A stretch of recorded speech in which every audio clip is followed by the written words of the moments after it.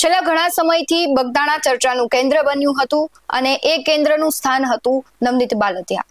કારણ કે આમ આખું ગુજરાત જાણે છે કે નવનીત બાલદિયાએ જે આરોપ લગાવ્યા ત્યારબાદ માયાભાઈ આહિરના દીકરાની ધરપકડ કરવામાં આવી.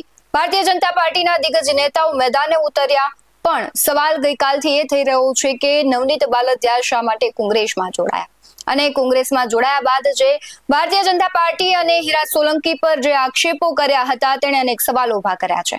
આ સવાલો બાદ આજે ફરી એક વખત નવનીત બાલદિયા કેન્દ્રમાં એટલે આવ્યા છે કારણ કે તેમણે પોતાનું નિવેદન બદલી નાખ્યું છે અને હીરા સોલંકીની અને સમાજની માફી માંગી છે. એટલે સવાલ એ થઈ રહ્યો છે કે શું નવનીત બાલદિયાએ થૂંકીને ફરી ચાટ્યું છે?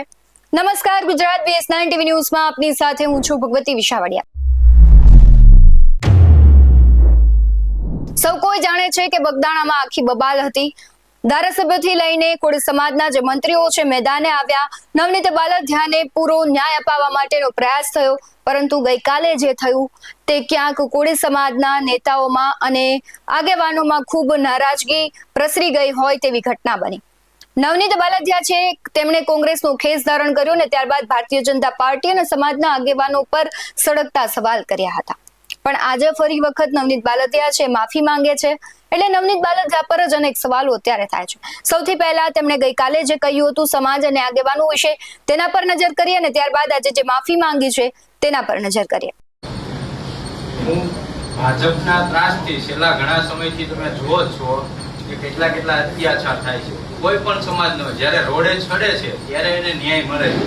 જે ભાજપના ત્રાસના લીધેથી મારા આગેવાનોની સાથે મળી બધાને ભેગા થઈ અને મેં આ નિર્ણય કર્યો છે કોંગ્રેસ સાથે જોડાવાનો.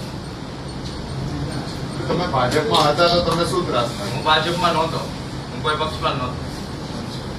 અમે ટીકા કહેવાય જો મારે કેસની પ્રક્રિયા ચાલુ છે SITની. જે 2 દિવસ પહેલા જ આરોપીને પકડ્યો જે ડીવાયએસપી હતા તો એને આ સરકારે પાછી ત્યાં હાજર કરે છે ડીવાયએસપી. કેસની તપાસ તો ચાલુ છે. એટલે ભાજપનો કેટલો ત્રાસ છે તમે જોવો છો.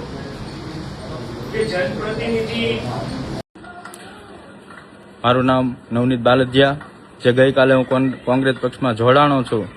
એમાં જે મારે ઇન્ટરવ્યુમાં બોલાઈ ગયું છે કે ભાઈ હીરાભાઈ વિશે, કુરજીભાઈ વિશે કે ભાઈ મારા ફોન રિસીવ નથી કરતા, એ બદલ હું હીરાભાઈ તથા કુરજીભાઈ માફી માગું છું અને મારા સમાજની જે કોઈની લાગણી દુભાણી હોય એ બદલ હું માફી માગું છું. મારાથી જે ભૂલમાં બોલાઈ ગયું છે એ બદલ હું સમાજ પાસે અને મારા આગેવાનો વડીલો જે કોઈ વિશે મારે બોલાણું હોય એ બદલ હું માફી માગું છું.